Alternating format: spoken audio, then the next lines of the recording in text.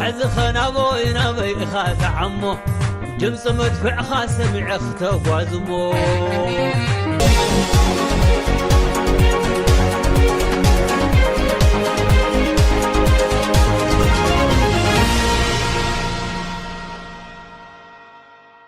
سلام طعنا هبلنا كوراتن تخاتلتي زينا سيه علتاوي زينا حيزنا قاربنا لنا فلما قندر استاذ زينا جغنا سراويت تግራይ ኣብ 7 ግንባራት ብዝኸፈቶ መጥቃዕቲ ዓበይቲ ዓውታት ናሓፈሰ ከም ዝርከብ ተገሊጹ ብተመሳሳሊ ብኻልእ ግንባር ኣብ ዙርያ 100 ኪሎ ሜትር ብዝወሰዶ መጠነ ሰፊሕ መጥቃዕቲ ሓደ ክፍለ ሰራዊት ሙሉ በሙሉ ከም ዝደምሰ ዝበጻሕና ሓበሬታ የመላኽት ተወሳኺ ናባኹም ክንብሊና بفتنا صلاتو زي صعاد تقاليسو زي ربرب ما عليا بزيولو قفعي صلاتي زي همال حزبنا نحلمي صلاتو ايتنبركخن لومون كم قدمو خلوم ولقاوي قداياتو رحرحو تግራይ ልዕልን ቅድምን ኩሉ ሰሪዑ ምን ተዓዱን ዓውዱን ይጋደላሉ ኢሉ ውድብ ህዝባዊ ወያነ ሓርነት ትግራይ ድሙቕን ዘላቂ ዓወትን ብቅልጽምና ጥራሕ ይዝረጋገጽ ኢሎም ፕሮፌሰር ክንደያ ገብረ ህይወት بخال زينا حلفتي منغستي ኢትዮጵያን ህዝብ ትግራይ ክነጽንቶን ንሚቲ ዓመታት ደጊሙ ከይልዓል ሕቁሁን ጎዜኒና ኢሎም ነጊሮም ንዮም ክብሉ ዋና ልኡኽ ሕብረት አውሮፓ ፒካ ሃቢስቶ ገሊጾም አባል ካቢኔቲ ፋሽስት አብይ አህመድ ተዋቀረ በመዃን ሐላፊ ቢሮ ማህበራዊ ጉዳይ በመዃን ተሸይሙ ጸንሐ ምስለኔ ካብ ስልጣኑ ከም ተላዓለ ተሓቢሩ ዘውሉን ካልኦ ዝርዝር ዜናታትን ሒዝና ለና ክትካተሉ በخبرين ብምዕዳም ናፈላማይ ዜና ክንሰግር ፈላማይ ዜና ውዕሉን ቅንያትን ሰራዊት ትግራይ ዝምልከትዩም ጅግና ሰራዊት ትግራይ ኣብ 7 ግንባራት ብዝኸፈቶ መጥቃዕቲ ዓበይቲ ሓውታት ናሓፈሰ ከም ዝርከብ ተገሊጹ ብተመሳሳሊ ብኻልእ ግንባር ኣብ ዙርያ 100 ኪሎ ሜትር ብዝወሰዶ መጠነ ሰፊሕ መጥቃዕቲ ሓደ ክፍለ ሰራዊት ሙሉ በሙሉ ከም ዝደምሰሰ ዝበጸና ሓበሬታ የመላኽት እቶም ወረርቲ ሓይልታት ንሓንሳእን ንመወዳእታ ግዘን ሰራዊት ትግራይ ንምድምሳስ ኢሎም ዝሃቀንዎ ሕልሚ بخانتو تاريفو تابتري تمديسا نابعالهم እናዓረፈት እናተገረፍዮም ዞም ወረርቲ ሓይልታት ቃልሲ ትግራይ ከም ሕሩጭ ተበትኑን ትብልጎ ካንጓጎ ዝጋገር ኮይኑ ሕልሞም ዝሃቀንዎ ትንቢትን መኺኑ ከም ዝርከብ ዝተፈላልዩ መራእያታት እናወጽዮም ጅግና ሰራዊት ትግራይ ኣብ ሰሙን ዝተፈላልዩ ውጋኣት እናተዓወተ ብንሕን ትግራዋይ ዝኾነ ሓቦን እናሰጎመ ዓርሞሸሽ እናበለዩ ጸላእቲ በአንጻሩ ታንዓና ዝተመነይዋ ሞት 360 ዲግሪ ተገልቢጣቶም ያዘላም ኣብ ሰሙን ኣብ ተንቢን ኣብ ዝነበረው ዓበይቲ ዓወታት ሓፊሱ እዩ ጅግና ሰራዊት ትግራይ ብፍላይ ኣብ ጉያን የጭላን ኣግበን ዝተመዝገበ ዓወት ኣዝዩ ልዑል ወተሃደራዊ ረብሓ ዘለዎ ኮይኑ ዝተመዝገበ እዩ ኣብዚ ውግ ጸላኢ ብብርጌድን ክፍላ ሰራዊትን ተደምሲሱ ፋሕፋሕ ዝበለሉ ከም ታንክን ዙ 23 ዝበሉ ከበርቲ መሳርሒ ኣጽዋር ተማረኸሉ ሓፊስ ዓወትዩም ካቤ ጭላት ሒዙ በአግበ ገሩ ክሳብ ሃገረ ሰላም ዝነበረ መበል 11 ክፍለ ሰራዊት ኢትዮጵያ ምስ መራሕቱን አዘዝቱ ሙሉ በሙሉ ተደምስሷሎም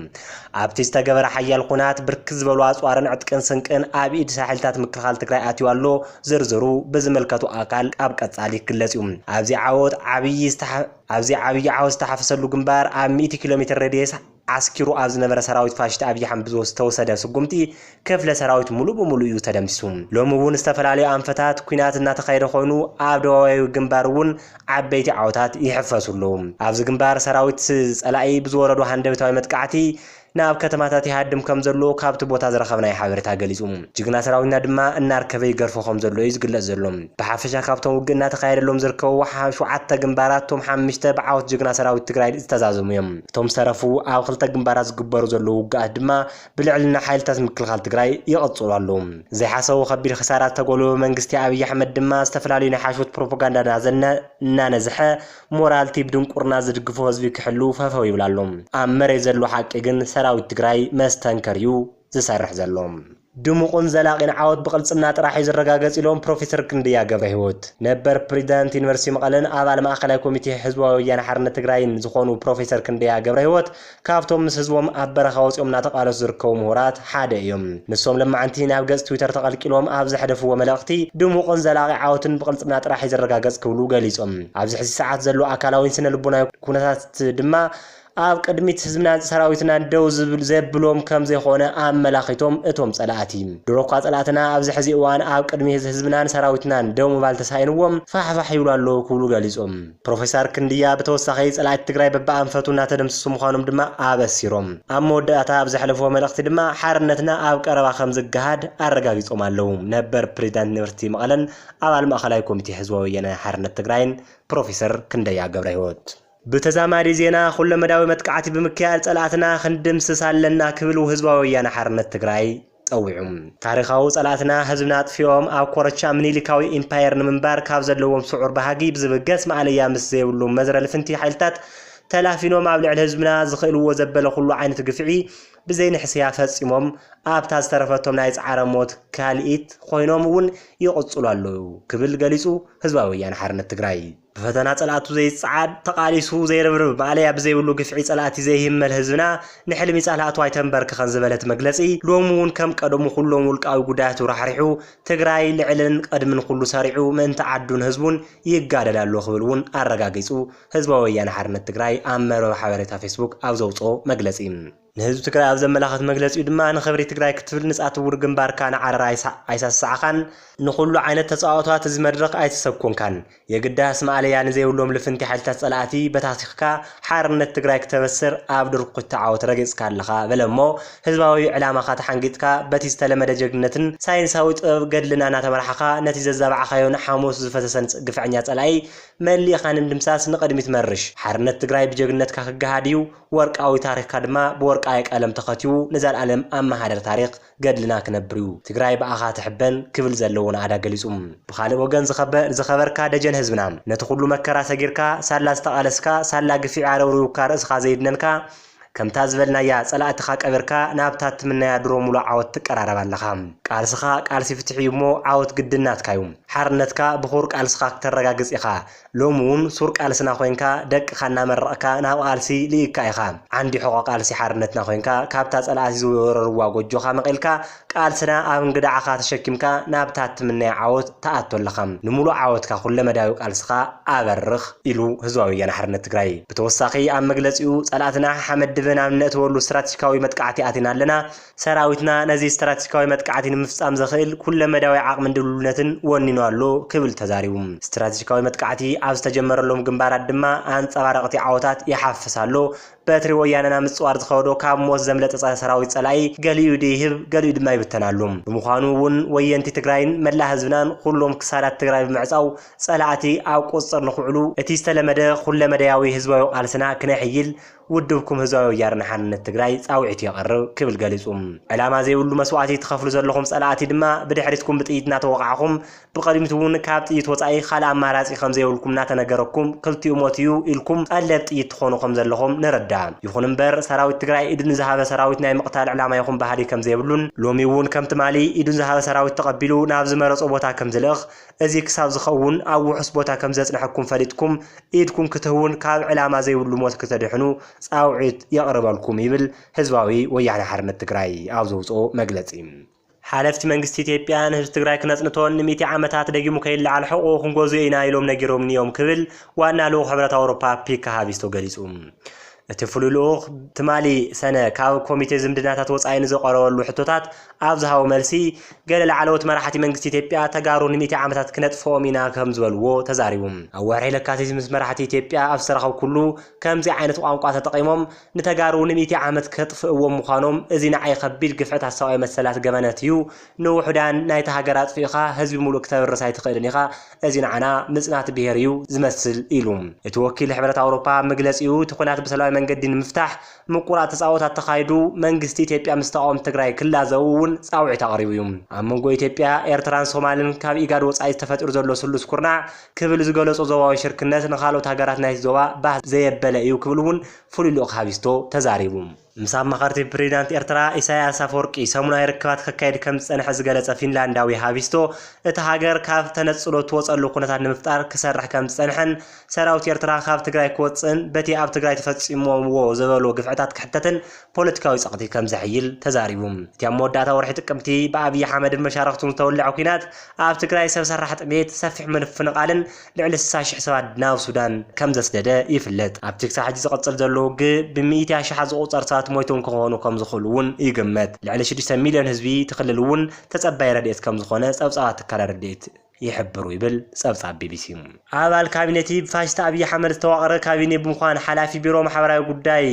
ተኾይኑ ተሸሙ ጸንሐ ምስለኔ ካብ ስልጣኑ ከም ዝተለዓለ ተሓቢሩ ንሽሞም ተጋሩ ዝኾኑ ግን ዋላ ነጻት እውን ሕማም ትግራዋይ ዘይሕሞም ምስለኔታት በቲ ፋሽስት መንግስቲ ከም ቃንጫ ሽኮር ተሓኺዮም ይድረዩ ከም ዘለው እናተረኣዩ ካብ ጀነራል ዮሐንስ ክሳብ ሙሉ ነጋ በቲ ፋሽስት መንግስቲ ኣይተደለዩን ተባሂሎም ካብ ስልጣን ዝተኣለዩ ቶም ኣብ ቅድሚ ዝስርዑ እዮም ኣቦ እምበር ውድብ ዓርና ዝኾነ ኣብርሃ ደስታ እውን ግዜኡ ኣኺሉ ካብ ስልጣኑ ከም ዝተገለፈ ፍልፍላትና ሓቢሮም ኣብ ሕሉፋት እዋናት ኣጣል ተኣሲረን ኢሉ ዝጠርዕን ካብ ሰብ ሓሊፈ መሰል ኣጣል ክኽበር ክፅዕርየ ዝብል ዝነበረ ኣብርሃ ደስታ ሓላፊ ቢሮ ማሕበራዊ ጉዳያት ኮይኑ እዚ ኩሉ ግፍዕን ማሕበራዊ ቀሉላውን ተጋጥም ህዝቢ ትግራይ ብግፍዓውያን ማሕበራዊ ህይወቱን ትመሳቐል ነተናጣል ዘረኣዩ ርህራህ እኳ ነቲ ዘዕበየ ህዝቢ ክልግስ ሓሪምዎ ኣብ ስልጣን ተቆይጡ ድሕር ምጽናሕ እታ ስልጣን ይኣኽለካ ከም ዝተባሃለ ተሓቢሩ ኣሎ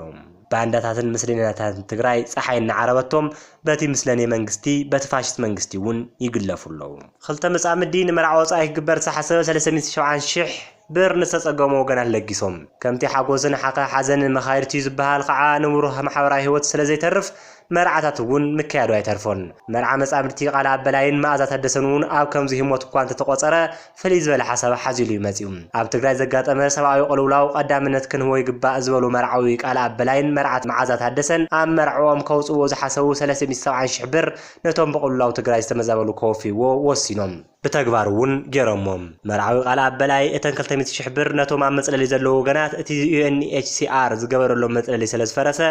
تندا مجزين نخونينا أو فينايو إيفل مرعوي قال بمسعى اتياب تجري زجات أمورات نام فن عالم تميتن سلس زمرحة وجنا عشقرن كلو دقز زلوا مرعكن جبري ولانيلنا أنا بعلت بيتين مسقلتي أم سدرات ما خيرنا تبي أم مرعك وصلنا رسلدي أو حاجة حرس سمنا كم زوعل جرنا يوالنا إلهم مع ذات هدس بوجنا زينو أسعار كتونا نناهز تجري أجمع قرر في النازي خونس كاب تازلات النتخافي لنا محدارس بزوليو تعال بيتي قال ابن زي حساب جسوه انا قاعده حساب